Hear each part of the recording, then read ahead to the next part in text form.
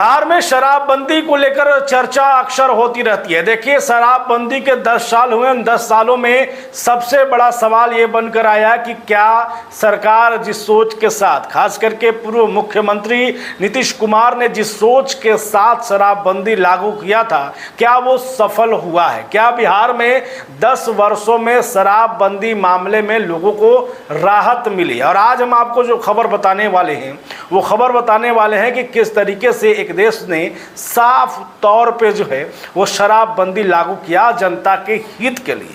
और यही सोच कहीं ना कहीं बिहार सरकार के पूर्व मुख्यमंत्री नीतीश कुमार और सरकार की थी कि शराबबंदी से फायदे होंगे।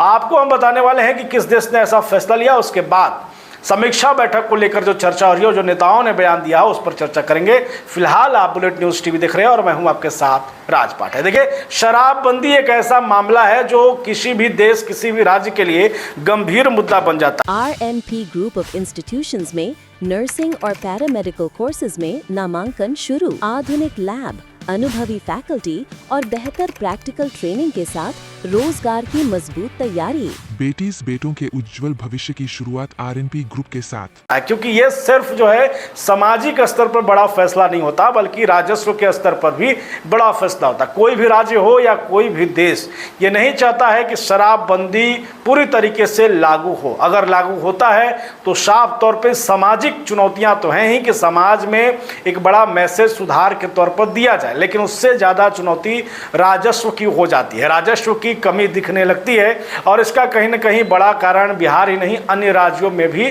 देखने को मिला है। लेकिन आज जो खबर आपको बताने वाले हैं, खबर फ्रांस से जुड़ा हुआ है। फ्रांस के कई इलाकों में सरकार ने अस्थायी रूप से पब्लिक प्लेस पर शराब पीने और कुछ जगहों पर शराब की बिक्री पर एकदम रोक लगा दी है। और इसके कई कारण, देखिए, शराबबंदी सिर्फ सामाजिक तौर पे नहीं बंदी किया जाता है या उस पर बैन लगाया जाता है, बल्कि उसके कई कारण हो सकते हैं। और फ्रांस ने इसको साफ तौर पे जो बड़ा फैसला लिया है उसके माध्यम से आप समझ सकते हैं कि इसे लागू करने के पीछे क्या है। देखिए, फ्रांस इस समय एक भीषण गर्मी यानी हीट वेव की चपेट में है। कई महीनों से गर्मी पड़ रही है। वहाँ पर कई इलाकों में तापमान 30 से 35 डिग्री सेल्सियस के ऊपर पहुँच जाता है।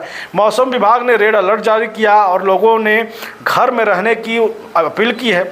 ऐसे हालात में सरकार ने लोगों की सुरक्षा को ध्यान में रखते हुए कुछ सख्त कदम उठाए हैं जो उनकी सुरक्षा के लिए ज़रूरी है। सरकार का मानना है कि तेज़ गर्मी में शराब पीना शरीर के लिए ज़्यादा खतरनाक हो सकता है। शराब पीने से शरीर में पानी की कमी यानी कि डिहाइड्रेशन तेजी से बढ़ता है। इससे चक्कर आना, बेहोश हो जाना, हीट स्ट्रोक होना और भी कई गंभीर बीमारियां हो सकती हैं।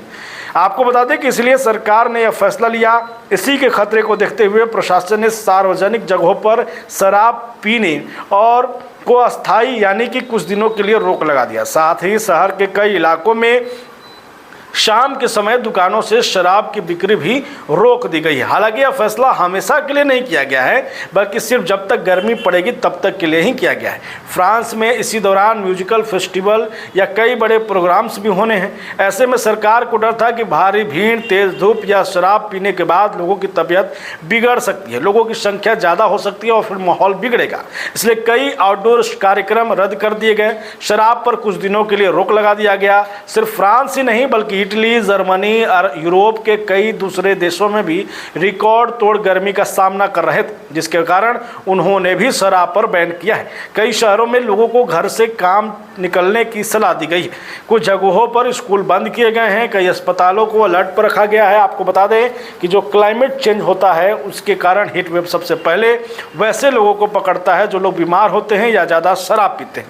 इसलिए कुछ दिनों के लिए शराब पर बैन किया गया। हालांकि अब धीरे धीरे वो बैन हटाया जा रहा है। बाकी आपको बता दें कि कुछ जगहों के लिए ही, कुछ देश के लिए ही, और यह हमेशा के लिए नहीं है। इनका मकसद सिर्फ लोगों की जान बचाना है। साफ तौर पे है शराबबंदी को लेकर के, जहां एक तरफ सरकार की चुनौतियां राजस्व को लेकर होती हैं, लेकिन वही सरकार आम आदमी के तौर पर, समाज के तौर पर देखता है किस तरीके से शराबबंदी के नुकसान भी थे। बिहार पर अगर आप नजर डालेंगे तो बिहार के पूर्व मुख्यमंत्री नीतीश कुमार की शराबबंदी को लेकर ही एक सोच थी कि बिहार में जिस तरीके जैसे महिला उत्पीड़न हो रहा था, महिलाओं के ऊपर कहीं ना कहीं लगातार वो हिंसा के खबरें सामने आ रही थी, वो चिंताजनक थी। और यही कारण है कि बिहार की महिलाएं पूर्व मुख्यमंत्री नीतीश कुमार को हमेशा से पसंद की, पूर्व मुख्यमंत्री नीतीश कुमार के फैसलों को पसंद की। और यही कारण रहा है कि बिहार में कोई अन्य वोट दे न दे, अधिकतर महिलाएं नीतीश कुमार के साथ रही हैं।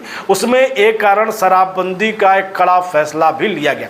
हालांकि समीक्षा बैठक को लेकर अभी भी एनडीए के कई नेताओं ने कहा है कि ये पूर्णतः विराम नहीं है, इसकी समीक्षा की जानी चाहिए। आपको हमने पहले भी खबर बताया है कि शराबबंदी को लेकर, खास करके बिहार में शराबबंदी को लेकर के जो है वो कई संस्थानों ने जो है, बीएआई जो है वैसी संस्थानों में ही जो है वो सरकार से समीक्षा कराने को लेकर के इच्छा जाहिर की है, बात की है। ऐसे में अब सरकार इस पूरे मामले में क्या सोचेगी अलग बात है। आप क्या सोचते हैं शराबबंदी को लेकर? क्या बिहार में शराबबंदी लागू होनी चाहिए या हटा देनी चाहिए? क्या आपकी राय है? अपनी राय जरूर कमेंट करें। फिलहाल बने रहें, देखते रहें बुलेट न्यूज़ टीवी।